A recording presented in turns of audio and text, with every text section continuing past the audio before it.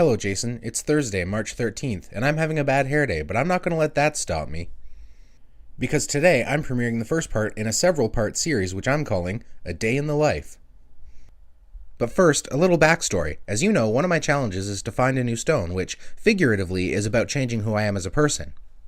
So, in order to accommodate some method of evaluating this change, I've decided to show you what my life was like at the beginning of the year. Or what it's like right now, and in order to do this, I'm going to do a series of videos each encapsulating a small portion of my day. Today's video, for example, will show you what I do from the time that I wake up, which varies day to day, up until I have breakfast. So without further ado, here's part 1 of A Day in the Life.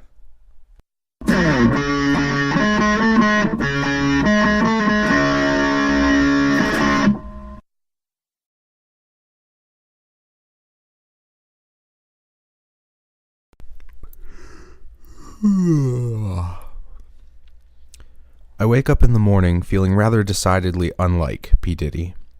Today I woke up at 9:11, but that may vary from 5 a.m. to about noon. Unlike most people, I have the uncanny ability to wake up completely aware and ready to go. My mind's already ticking, but before I start doing anything, there's one thing on my mind. After all, when you factor in all the tossing and turning that I do in a typical night, I've been in bed for, 7, maybe 8 hours. And so I don't think anyone will find it particularly surprising that my first stop is the bathroom.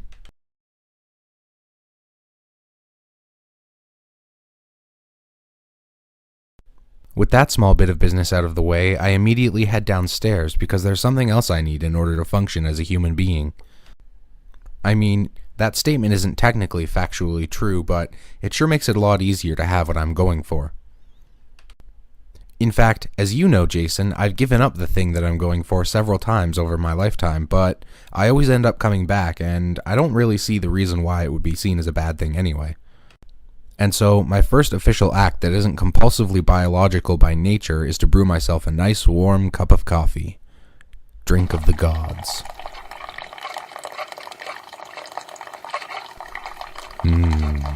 I know you can't smell it, but I can, and it smells good.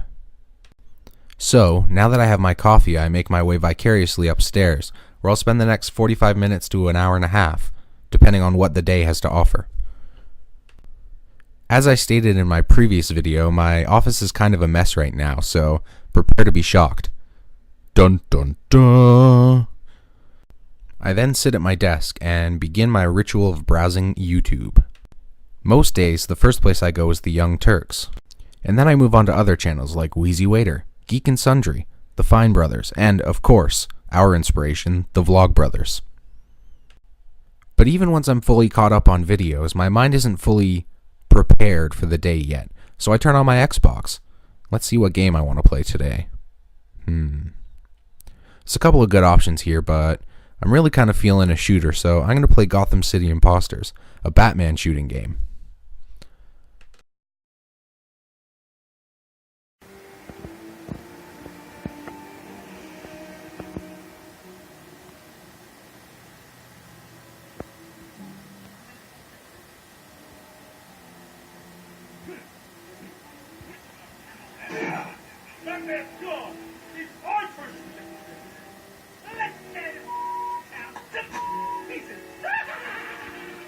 So, I play video games until my mind is pretty much ready to start doing work for the day. And then, it's time to hop in the shower, where I do most of my best thinking.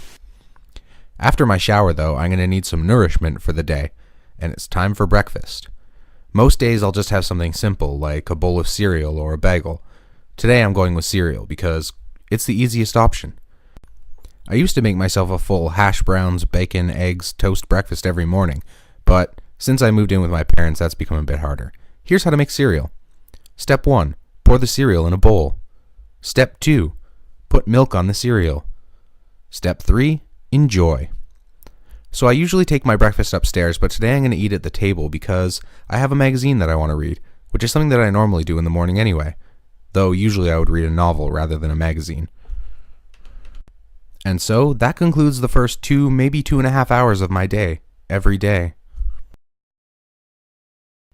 So that concludes part 1 of my Day in a Life series. Stay tuned for more parts coming up. Moving on, let's do some updates on challenges. Part 1. In my last video, I told you that I finished reading Fly by Night by Frances Hardinge.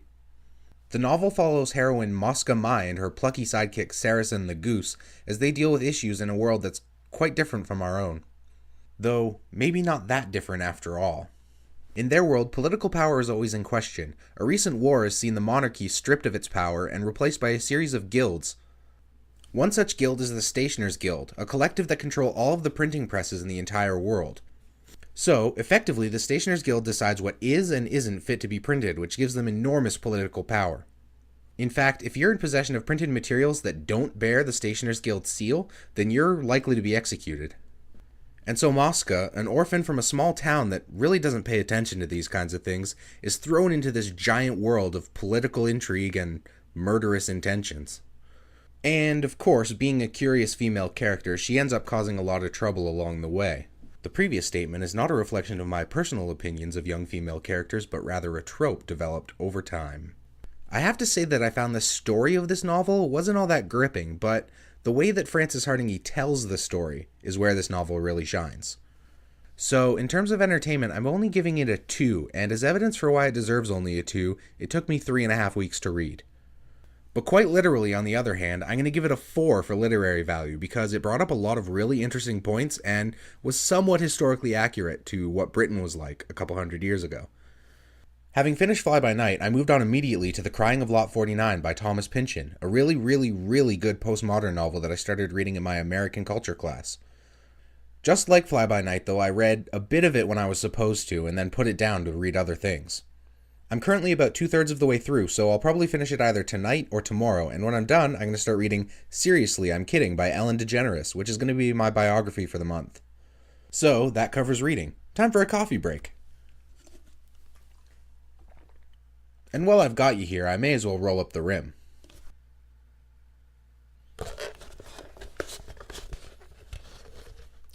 Please play again. Now on to running. On Tuesday, I ran 2.16 miles, which I know is an oddly specific number for me to give you. But I know that oddly specific number because I used my Zombies Run app while I was running. Through the magic of GPS, it's able to track where, when, and how fast I'm running, and then it compiles that data into something useful. So, you can keep track of my progress by going to www.zombiesrungame.com/SAHuffman1987. I'll just put a link down there so you can click it rather than having to type it in. So using that website, I'll be able to keep track not only of how many miles I run, but how quickly I'm doing it, and thus I can track improvement. Which is nice. Unfortunately, that same blizzard that you got in Ottawa, we also got here in Woodstock, so I haven't really decided if I want to venture outside to try to run tonight. But soon enough, the snow will start melting and spring will actually show up. And at last, chess. I'm going to make my move without giving you any real validation for it. Bishop from h3 to g2.